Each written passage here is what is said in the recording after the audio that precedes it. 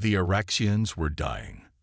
Their planet, once beautiful and thriving with deep blue oceans and vibrant underwater cities, was now trembling with constant earthquakes. The cosmic anomaly that scientists had discovered years ago was tearing their world apart faster than anyone had predicted. Elder Mirelis stood before the council, her silver blue skin shimmering under the dim lights of the emergency chamber. "We have no choice," she said, her voice breaking. "We must send the signal." The council members exchanged worried glances. They had debated for months whether to ask for help. The Araxians were proud, but they were also practical. Pride meant nothing if their entire species perished. "Send it," ordered Head Elder Corvin. "Send our cry across the stars." Within hours, the most powerful transmission device on Arax was activated. It sent a desperate plea in all known galactic languages. "Our world is dying. We are the Araxians.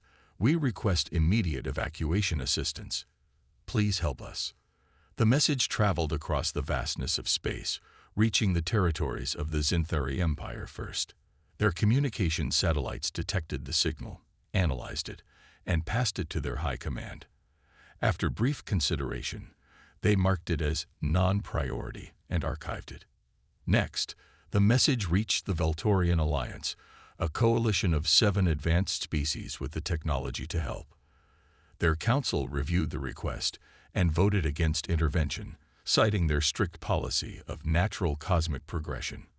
Helping the Araxians would violate their principle of non-interference with planetary extinction events. For 3 years, the message bounced from one advanced civilization to another. Each time, it was received, considered, and ignored. Some feared the political complications of helping a species outside their sphere of influence. Others simply didn't want to bother with refugees. Meanwhile, the Araxians watched their oceans begin to boil as the planet's core destabilized. They built underwater shelters and prayed that someone would answer their call. The signal continued its journey through space until, finally, it reached a small blue planet in an unremarkable solar system. Dr. Olivia Martinez was working late at NASA's Deep Space Communications Center when her computer flagged an unusual pattern. She pushed her coffee aside and leaned closer to her screen, adjusting her glasses. "This can't be right," she whispered, running the signal through the analysis program again. The results were the same. This wasn't random cosmic noise or a pulsar. This was a structured message. By morning, Dr. Martinez had translated enough to understand the basics. She rushed into Director Paul Wilson's office without knocking. "Sir, we need to call an emergency meeting," she said, breathless. "I've picked up a distress call from another species. They're called the Araxians, and their planet is dying." Director Wilson stared at her. "Martinez, do you know how crazy that sounds?" "Yes, sir, but I verified the signal 6 different ways. This is real." 3 days later, Dr. Martinez stood before a panel of NASA officials, military personnel, and government representatives. She played the translated message and showed her evidence. "The signal has been traveling for over 3 years," she explained. "We don't know how much time they have left, but we're possibly their last hope." "How do we know this isn't a trap?" asked General Frank Peterson. "We don't," Martins admitted. "But what if it's not? What if an entire species is facing extinction, and we're the only ones willing to help?" The room fell silent. Eventually, Admiral Susan Dull spoke. The U.S. horizon was designed for deep space exploration. With some modifications, it could reach the Araxian system in 8 months. President Laura Bennett, who had been listening quietly, finally stood. "Humanity has always dreamed of making first contact. Now we have the chance not just to meet another species, but to save them. Prepare the horizon for launch. We're going to help the Araxians." As NASA erupted into action, Dr. Martinez returned to her lab. She listened to the Araxian message one more time, hearing the desperation in their alien voice. "We're coming," she whispered to the stars. "Hold on." The journey to Arax began with urgency. The U.S. Horizon, Earth's most advanced spaceship, underwent rapid modifications to prepare for the rescue mission. Captain John Miller walked through the ship's main corridor, reviewing the final preparations before launch. "Captain, the engine upgrades are complete," reported Chief Engineer Kevin Rodriguez. "We've boosted thrust capacity by 30%. It should shave 6 weeks off our travel time." Captain Miller nodded. "Good work. Every day counts for the Oraxians." The crew of the Horizon represented the best minds Earth had to offer. Science officer Lisa Wright had spent weeks studying the limited data they had on Oraxian biology. From the transmission, they learned that Oraxians were aquatic humanoids who could breathe air for short periods, but needed water to survive long-term. "We'll need to create special environments for them," Lisa explained during the final briefing. "I've designed temporary habitats that can be installed in Cargo Bay 3. They should sustain up to 2,000 Oraxians during the return journey." Security Chief Eric Taylor wasn't as optimistic.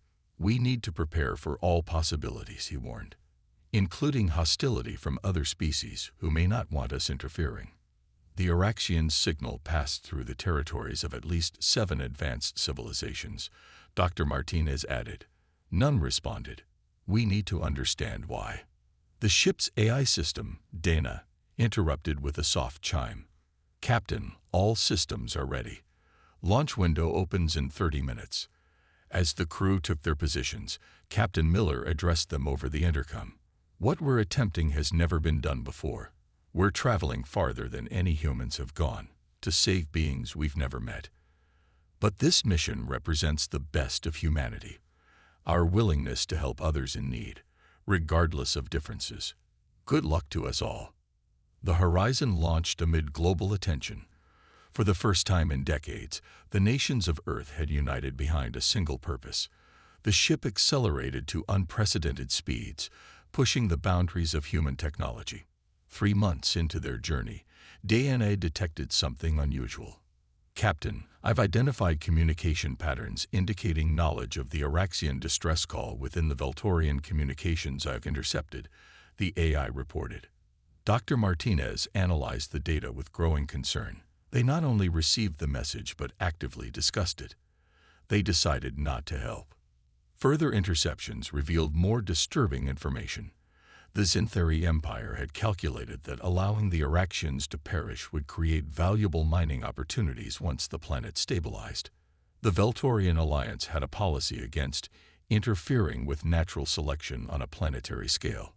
"They're letting an entire species die out because of politics and profit," Lisa said, disgusted. The revelations changed the mission's complexity.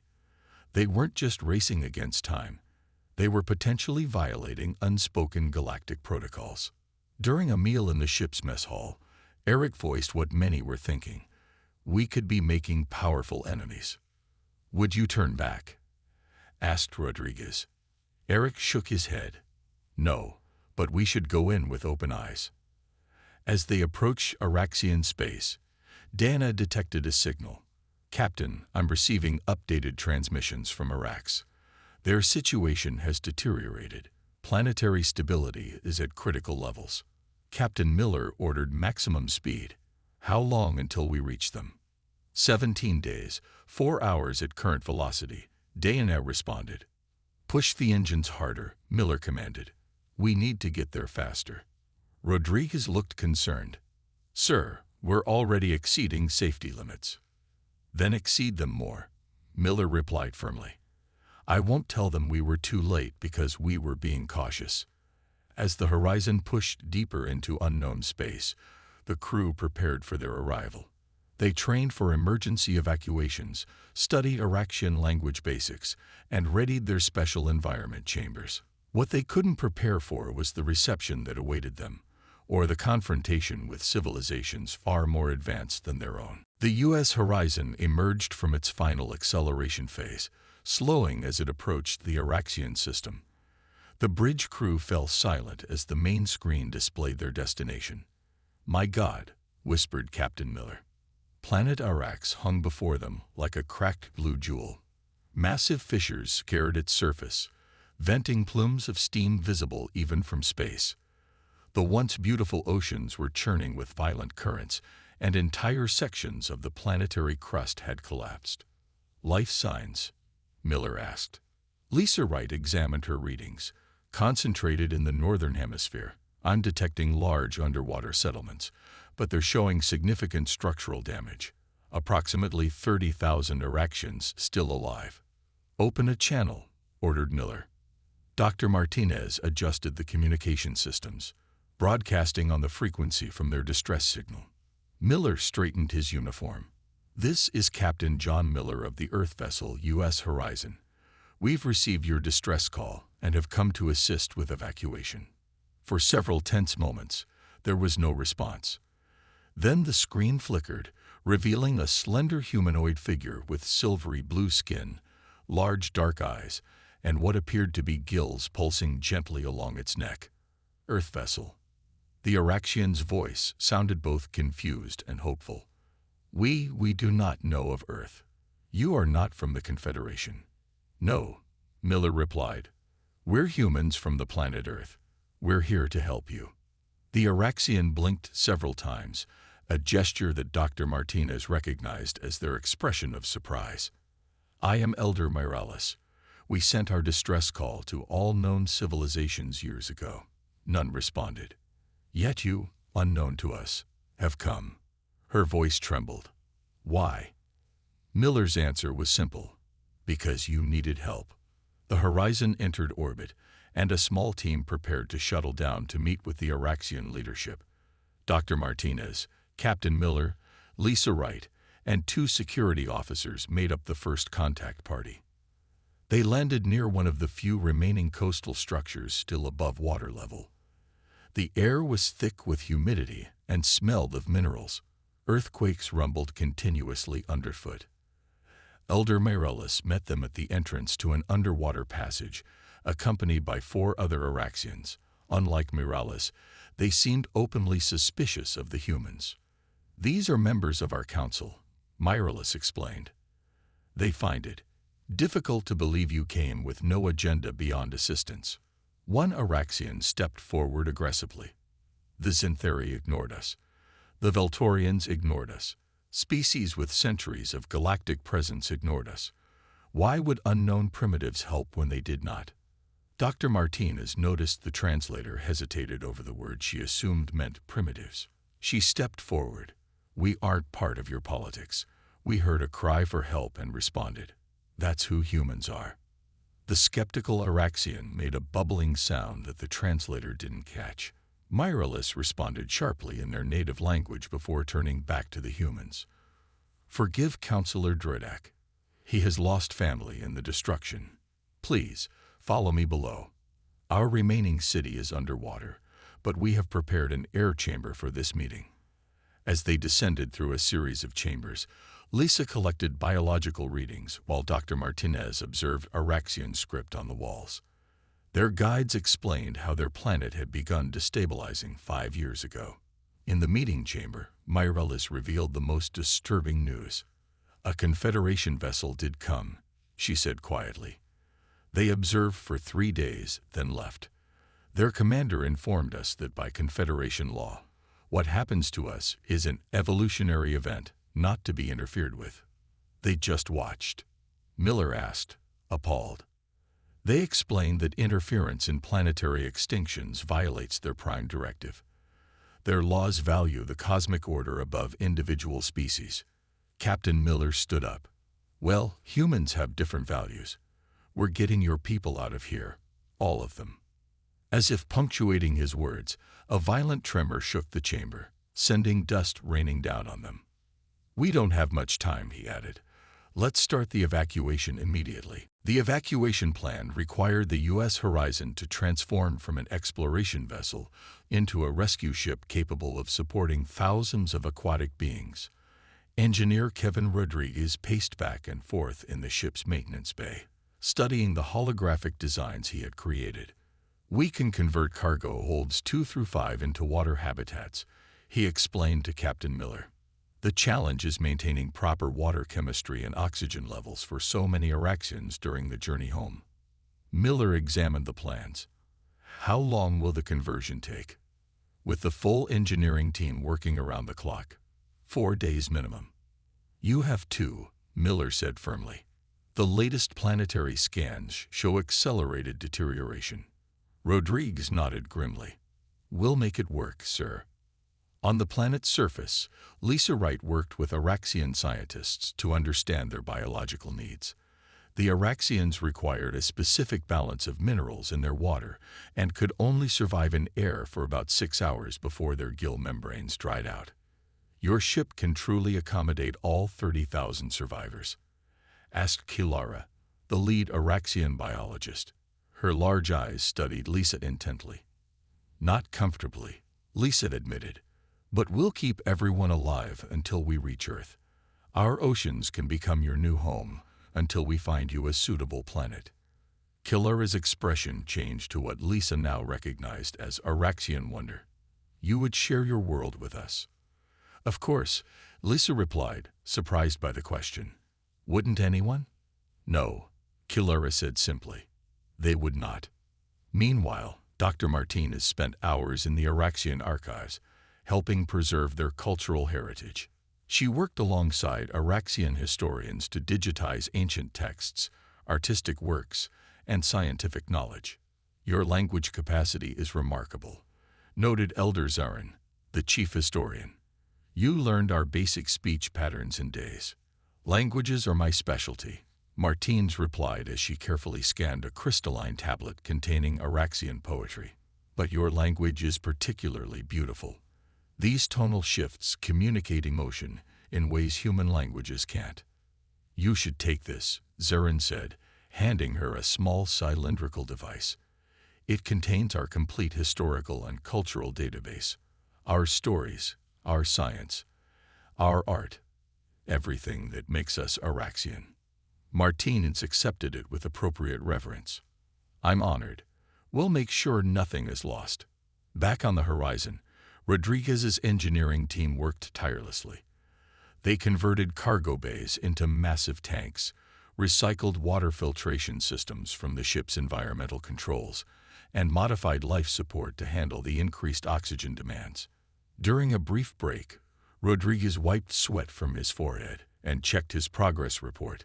Chief, we've got a problem. Call his assistant, then Foster. The power requirements for the life support modifications are exceeding our reactor's safe output levels. Rodriguez studied the readings and swore under his breath. We need more power, or we can't sustain life support for everyone. After consideration, he made a difficult decision. Shut down all non-essential systems, recreational facilities, science labs, everything except minimal lighting, communications, engines, and critical ship functions. That means no artificial gravity in crew quarters, Ben pointed out.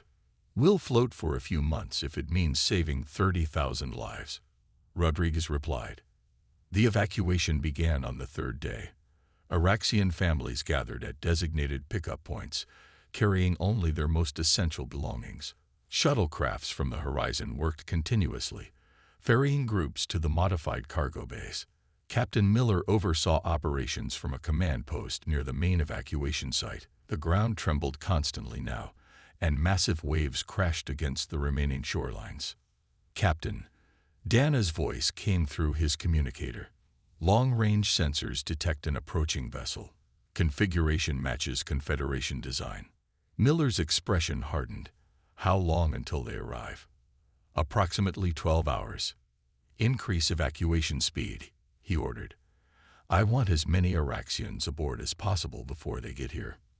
As if responding to the approaching threat, Arax itself seemed to convulse. A massive earthquake, stronger than any before, rippled across the planet's surface. Vast chasms opened in the ocean floor, releasing superheated steam and molten planetary core material. We're running out of time, Miller said, watching a massive tidal wave form on the horizon. We're running out of time. The Confederation ship emerged from faster-than-light travel with a flash of blue energy. It was massive compared to the U.S. horizon, sleek, silver, and bristling with what appeared to be weapon systems. Captain Miller watched it on the main view screen, his jaw set firmly. Status of the evacuation, he asked without taking his eyes off the alien vessel. 17,000 Araxians aboard so far, Lisa reported. The shuttles are running at maximum capacity. The communication system chimed. "Captain, they're hailing us," said Dr. Martinez. Miller nodded. On screen, the view screen shifted to show a tall, humanoid figure with pale green skin and no visible hair. When it spoke, its mouth barely moved, but the words came through clearly in English. "Earth vessel, this is Commander Valox of the Confederation Security Force. You are in violation of Confederation Directive 317 regarding non-interference with evolutionary extinction events. Cease your evacuation activities immediately." Miller stepped forward. "This is Captain John Miller of the U.S. Horizon. We're not part of your Confederation and not bound by your directives. We're helping people who asked for help. Your species' ignorance of galactic law does not exempt you from it." Vilox replied coldly. "The cosmic order must be maintained. The Araxians' fate was determined when their planet became unstable. Nature has selected them for extinction." "Nature didn't build that ship you're sitting in," Miller countered. "Advanced species like yours choose whether to help others. That's not nature, that's morality." Commander Vilox's expression didn't change. "You have 2 hours to cease operations and depart this system without the Araxians. Otherwise, we will take action." The transmission ended abruptly. "They're going to attack us," Eric said, checking his tactical displays. "Their weapons are far beyond ours. We wouldn't stand a chance." Lieutenant Amanda Clark, who had been quietly working at her station, suddenly spoke up. "Captain, I've been analyzing the data Dr. Martinez collected from the Araxian archives. There might be a way to protect our mission legally." All eyes turned to her. The archives contain records of early Confederation protocols. According to Regulation 5.9, any species facing extinction has the right to petition for adoption by another civilization. It's rarely invoked, but it exists. Dr. Martinez quickly searched through her database. She's right. The regulation was created to prevent the complete loss of unique cultures. If the Araxians formally request to be adopted into human protection, they can't legally stop us, Miller finished. "Good work, Lieutenant." "There's more," Amanda continued. "Any interference with a legal adoption process is considered a violation of Confederation Founding Principle 3, the preservation of sentient diversity." Miller smiled for the first time in days. "Get Elder Myralis up here immediately." While they waited, another tremor shook the planet below them, more violent than any before. Lysa's monitors lit up with warnings. "Captain, catastrophic planetary collapse has begun. We have less than 10 hours before complete destruction." The shuttles continued their frantic pace, but it was clear they couldn't evacuate everyone in time. When Myralis arrived on the bridge, her gills were fluttering rapidly with stress. "The western underwater city has collapsed," she reported. 3,000 of my people were lost." Miller quickly explained the adoption regulation. Myralis didn't hesitate. "In my capacity as senior elder of the Araxian people, I formally petition for our adoption and protection by humanity in Earth," she declared, her voice steady despite her obvious grief. Dr. Martinez recorded the declaration and transmitted it to the Confederation vessel along with the relevant legal citations. For nearly 20 minutes, there was no response. Then 2 more Confederation ships appeared in orbit around Arax. "They're charging weapons," Eric reported tensely. The original Confederation ship hailed them again. Commander Vilox appeared, his expression even colder than before. "Your legal maneuvering is noted, humans. However, the Directorate has determined that the adoption request is invalid as it was made under duress." Miller stood tall. "We're not leaving without these people." "Then you will perish with them," Vilox replied. "Final warning. Depart immediately." As the transmission ended, Science Officer Lisa Wright suddenly rushed to the captain's side. "Sir, I have an idea," she said urgently. "Our experimental shield technology. We could modify it to create a bubble around both ships during evacuation." Miller looked at her. "You think it could hold against their weapons?" "Not indefinitely," Lisa admitted. but it might buy us enough time to finish the evacuation. Another violent quake shook the planet below. Time was running out. The bridge of the U.S. horizon erupted into action. Captain Miller activated the ship-wide communication system. All hands, battle stations, engineers report to shield control immediately. Lisa Wright rushed to the engineering deck, where Rodriguez was already redirecting power systems. We need to modify the shield harmonics to create a broader protective field, she explained breathlessly. It'll drain our power reserves completely, Rodriguez warned, and I can't guarantee it'll withstand their weapons. We don't need forever, Lisa replied, just long enough to get the rest of the Araxians aboard. On the planet below, the evacuation accelerated to desperate speeds. The remaining Araxians abandoned all possessions, crowding into human shuttles as the ground literally dissolved beneath them. Children cried as they were separated from their underwater homes, while elders sang ancient songs to calm them. The first Confederation shots came without further warning, bright purple energy beams that streaked toward the horizon. At the last moment, Lisa's modified shields activated, creating a shimmering blue dome that absorbed the impact. Shield holding at 68%, Eric reported, but power drain is critical. Rodriguez's voice came over the communication system, strained with effort. We're rerouting all available power. Life support is at minimal levels. The shield won't survive more than 2 or 3 more hits like that. Outside the protective bubble, small Araxian defense vessels rose from the planet's surface, outdated ships that had been considered museum pieces until desperation pressed them into service. They were tiny compared to the Confederation warships, but they positioned themselves between the attackers and the horizon. What are they doing? Martins whispered. Buying us time, Miller replied grimly. The Confederation ships fired again, this time targeting the small Araxian vessels. 2 exploded immediately, while others performed evasive maneuvers with surprising skill. Shuttle Bay reports damage on Deck 14, called a crew member. Structural integrity compromised. Miller made a quick decision. Redirect shields to protect the evacuation path. We'll take the hits up here if we have to. Down in Cargo Bay 3, a section of wall suddenly buckled under the strain of weapons fire. Water began pouring out, carrying several young Araxians toward the breach. 2 human crew members, engineers Sam Parker and Olivia Garcia, reacted without hesitation. They sealed their emergency suits and dove into the rushing water, grabbing the struggling Araxian children.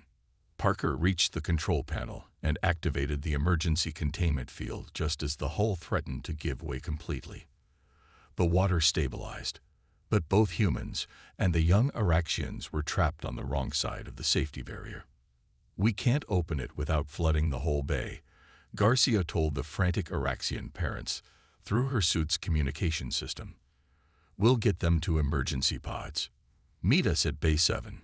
Across the ship, similar acts of courage unfolded as humans risked their lives to protect their new allies.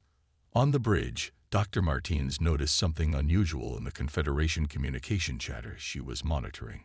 Captain, I'm picking up disagreement among the Confederation ships. Some of them seem reluctant to continue firing. Put it on speaker, Miller ordered. Violation of our own founding principles, came an unfamiliar voice. These humans are demonstrating the compassion that our ancestors encoded in the original. The transmission cut off abruptly, but others followed. This is Captain Zilara of the Triaxian fleet. We will not fire on a rescue mission. Commander Velox does not speak for all Confederation members. Hope surged through the bridge as more voices joined in support. A massive tremor shook the planet below, more violent than any before. The ocean began to boil as planetary core material breached the seafloor. The horizon shuddered under the strain of overcrowded systems and continuing weapon impacts. Final shuttle incoming, Eric reported. 23,000 Araxians aboard. That's all we can save. The last shuttle, damaged and trailing smoke, limped into the landing bay. Elder Mirelis emerged, carrying an injured child. The rest of our people, she began, her voice breaking. Miller placed a hand gently on her shoulder. "I'm sorry we couldn't save everyone." "You saved more than anyone else would," she replied. "Now we must escape, or their sacrifice means nothing." The Horizon's engines strained as Rodriguez pushed them beyond their limits. Behind them, Arax began its final collapse, the planet breaking apart as its core destabilized completely. As they accelerated away, several Confederation ships moved to block their path. The U.S. Horizon faced a blockade of Confederation ships, their weapon systems glowing with deadly energy. Behind them, planet Arax disintegrated in a blinding flash that momentarily overloaded their sensors. The shockwave was approaching fast. "We can't outrun that shockwave," Rodriguez warned from engineering. "And those ships won't let us pass." Captain Miller stood in the center of the bridge, his face illuminated by the emergency lights. "Open a channel to all Confederation vessels." When the communication system activated, Miller spoke with quiet intensity. "This is Captain John Miller of Earth. Look at your sensors. 23,000 survivors are aboard this ship. They have committed no crime. They simply wish to live. If you destroy us now, you commit genocide not just against the Araxians, but against the first humans you've ever encountered." He paused, letting his words sink in. "Is that really how you want to begin relations with Earth? Because I promise you this, if any human ships ever discover what happened here, they will never join your Confederation. They will never trust you. Humanity will remember." The view screen suddenly activated, showing not Commander Vilox, but a different alien. This one with flowing tendrils instead of hair and skin that seemed to shimmer with internal light.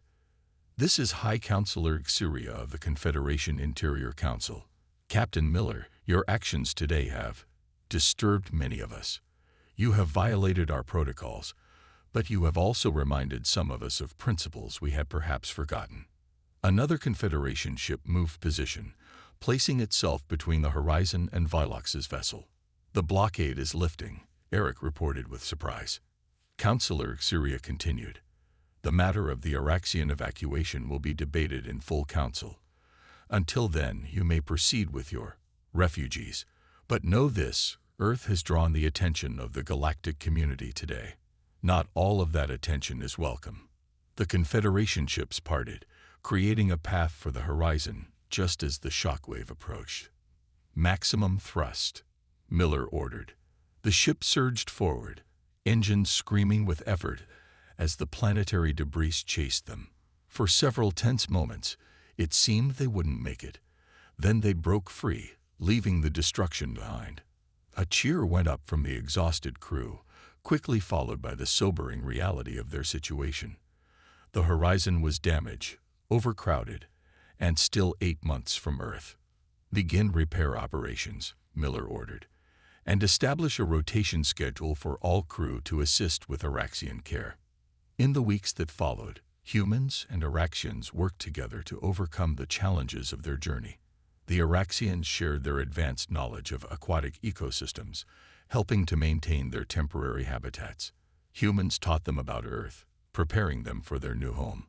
Cultural exchange flourished in unexpected ways. Araxian music, with its complex harmonics designed for underwater acoustics, fascinated human listeners.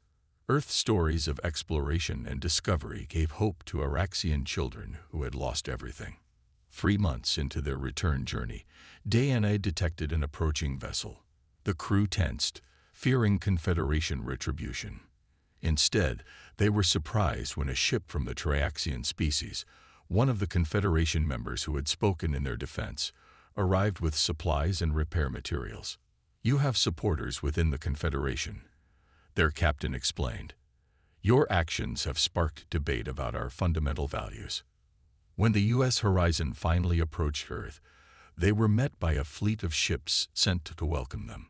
The world had prepared for the arrival of the Araxians, creating specialized habitats in coastal regions and establishing cultural integration programs. Elder Mirella stood beside Captain Miller as they entered Earth orbit. Tears, a concept she had learned from humans, slid down her blue-silver face as she saw the blue planet that would become their new home. "When we sent our cry into the darkness, we had lost hope," she said softly. "We never imagined that an unknown species would answer, that humans would come." Miller smiled. "It's what we do. When someone needs help, we help." 6 months later, a formal delegation from the Confederation arrived on Earth. The galactic community had been forced to acknowledge humanity's unexpected entrance onto the cosmic stage. The rescue of the Oraxians had challenged centuries of established protocol, inspiring other species to question policies they had long accepted without thought. In the new Oraxian settlement off the coast of New Zealand, human and Oraxian children played together in specially designed underwater parks. They grew up learning each other's languages, sharing each other's stories, and building a future neither species could have imagined alone. 5 years had passed since the Oraxians came to Earth. What had begun as an emergency rescue had transformed into one of the most significant partnerships in human history. The coastal city of New Oraxia stretched along New Zealand's North Island, a marvel of combined human and Oraxian engineering. Transparent domes rose from the ocean floor, connected by tunnels that allowed both species to move between water and air environments. Solar panels and wave generators provided clean energy, while advanced water filtration systems created the perfect mineral balance for Oraxian physiology. Lisa Wright, now Director of Interspecies Science, guided a group of students through the research center. Half were human teenagers, the others young Oraxians with shimmering blue skin and curious eyes. "The algae farms not only feed the Oraxian population," she explained, "but also produce compounds that have revolutionized our medical treatments. Human heart disease rates have dropped 40% since we began using Oraxian biochemistry." A young Oraxian raised her hand, her gills fluttering with excitement. "My father says before humans, our science focused only on survival. Now we create things together." Lisa smiled. "That's exactly right, Naira. Both our species have grown stronger together." Across the settlement, Captain Miller, now Admiral Miller, sat with Elder Mireles in the diplomatic chamber. Representatives from 3 new alien species had arrived to observe the human-Oraxian cooperation firsthand. "The Confederation Council remains divided," said the Elleran delegate, a tall being with 4 arms and crystalline skin. "But many worlds now question the non-interference doctrine. Your example has been persuasive." "We didn't set out to change galactic politics," Miller replied. "We just couldn't ignore people who needed help." "That moral simplicity is what many find most remarkable about humans," the delegate observed. "You make complex ethical decisions with such certainty." Mireles, now fluent in English, joined the conversation. "When your entire civilization faces extinction, you learn what truly matters." Humans understood this instinctively. In the underwater gardens, Kevin Rodriguez taught Oraxian engineers how to modify Earth technologies for their specific needs. His wife, an Oraxian biologist named Solara, whom he had met during the long journey home, worked nearby, showing human scientists how to cultivate rare aquatic plants. Their child, the first human Oraxian adopted orphan, played with other children in the garden. Though not biologically related to either parent, 5-year-old Mira moved easily between both worlds, as comfortable in water as in air. "The breathing adaptation is working perfectly," Solara called out, watching human children using the new gill-mimicking apparatus that allowed them to stay underwater for hours. "And the land-walking suits for our children have improved too," Rodriguez replied. "The new moisture system lasts twice as long." Dr. Martinez had become Earth's lead diplomat to the galactic community. Today, she was broadcasting a lesson on human language and culture to 17 different worlds. Interest in humanity had exploded across the galaxy, with some species viewing them as dangerous rebels and others as moral leaders. The concept of heroism in human culture often involved sacrifice for others, she explained to her invisible audience of billions. "This isn't unique to humans, but our literature suggests we particularly value this trait." That evening, as Earth's sun set over New Oraxia, a memorial ceremony began. Both humans and Araxians gathered at the edge of the sea, where a monument stood, a sculpture showing two hands, one human and one Araxian, reaching toward each other. Elder Marilus spoke first. Today marks 5 years since Arax was lost. We remember those who did not survive, and honor those who risked everything to save us. Admiral Miller placed a wreath of earth flowers and Araxian sea plants at the monument's base. We also remember the human and Araxian crew members who gave their lives during the rescue. As darkness fell, thousands of bioluminescent organisms, a gift from the Araxians to their new home, were released into the water, creating a living constellation that mirrored the stars above. A young Araxian child turned to her human friend and asked, "Why did your people come for us when no one else would?" The human boy thought for a moment before answering. "My dad was on the horizon. He said they never even considered not helping." That's just what humans do. From space, New Araxia shone like a beacon, a testament to what was possible when different worlds reached out to each other. And across the galaxy, other civilizations were beginning to follow humanity's example, answering distress calls they might once have ignored.